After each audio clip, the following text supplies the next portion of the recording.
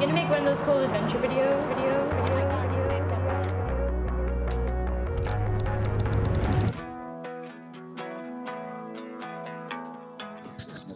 Okay. When I started making music, I didn't really have any expectations. I didn't think that anyone was going to listen to it. For me, music was always the center of everything. I was doing art and music videos and just stuff related to music, but I think I didn't realize that I could actually be making the music.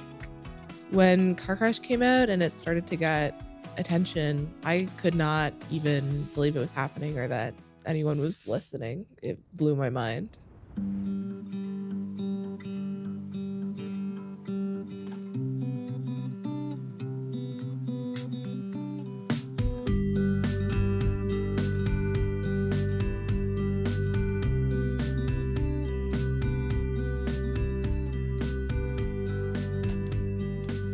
I was sick for about a year before they figured out what was wrong with me.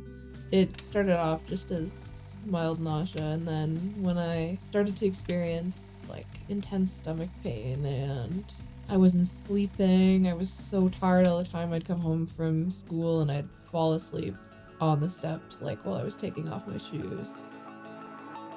Crohn's is a disease that affects the GI tract, so like your intestines, your throat. I get joint pain, abdominal discomfort. I'm tired. I have like such a crazy iron deficiency right now. I'm so tired.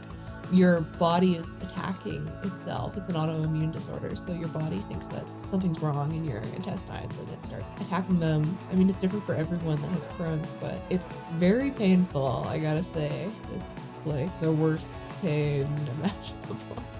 I was in the hospital when Car Crash started to snowball, and it actually sort of worked out to be sick during the pandemic with a music career because I didn't have to do all the touring or like all the extra stuff, and I could go do like a Zoom meeting and then get back into bed and fall asleep for a couple of hours.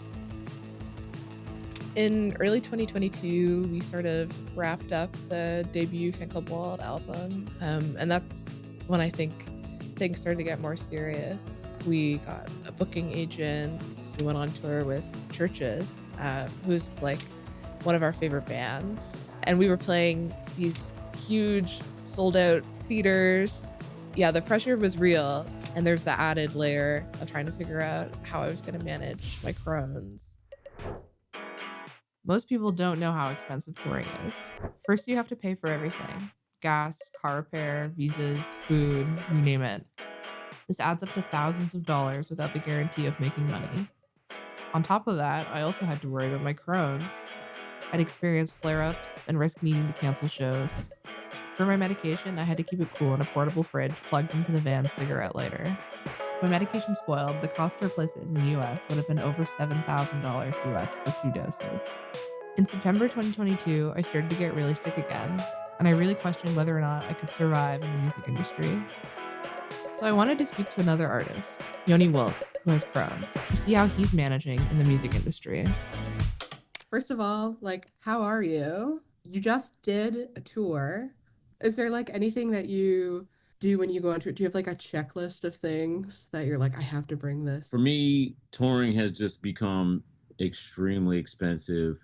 I just take crazy amount of care for myself in order to not flare. You know, I don't ever eat restaurant food. I cook everywhere I go. We don't do too many shows in a row. Make sure that it's just manageable. You know what I mean? It does work, but it's hard to make a living like that, you know, just because I'm spending so much. You know, I slept on people's floors for years, and it took its toll. You don't want to have like limiting beliefs exactly about yourself, but there are realities. I've been doing this many, many years. I'm more in love with and can't be separated from like writing, but there's no money in that anymore. You know, touring is like the way to make a living, and already meager as it is, it becomes more meager with the illness. Yoni's experience reminded me that even when things appear normal to others, there's always more going on behind the scenes. So I wanted to talk to Robin Moyer, who represents musicians in my hometown of Ottawa, for her perspective on touring with an illness. My name is Robin Moyer. I'm Secretary-Treasurer of the Musicians Association of Ottawa-Gatineau. When I was a gigging musician as well, there was a musician who was on tour. They were in Europe and they fell flat, passed out, was unconscious. And they found out at that moment when they were in England that they actually had diabetes. So it was an onset of diabetic condition that they were going to live with for the rest of their lives and travel with, because this is a traveling musician. One of the things that this person did was begin to carry at all times a backpack. And that backpack was filled with things necessary for them to even have a decent life while they were here in Ottawa and home. From then on, that backpack went everywhere. And that was the first time I think we realized, okay, so this takes going on the road into another level. I think the music world should be accessible to everyone. I think it is harder for people with a chronic illness to maneuver their way through the system. Never mind the music business, just say life itself. It's really important to me to be open and honest about having Crohn's online. When I was a teenager, I felt like there was nobody that had Crohn's that I knew about, and I felt really embarrassed. I'm always happy to talk to people and answer questions. I'm on Reddit. I try to be as open about it as possible. If you ever feel like you're the only person going through this, I know that I have felt like that too, but it's not true. There are lots of people with disabilities and chronic illnesses who are making amazing art. I think years later, I'm really realizing that I'm able to do a lot more than I thought I could. You can do things your own way and at your own pace, and people can't take your passion away from you. That's yours to keep.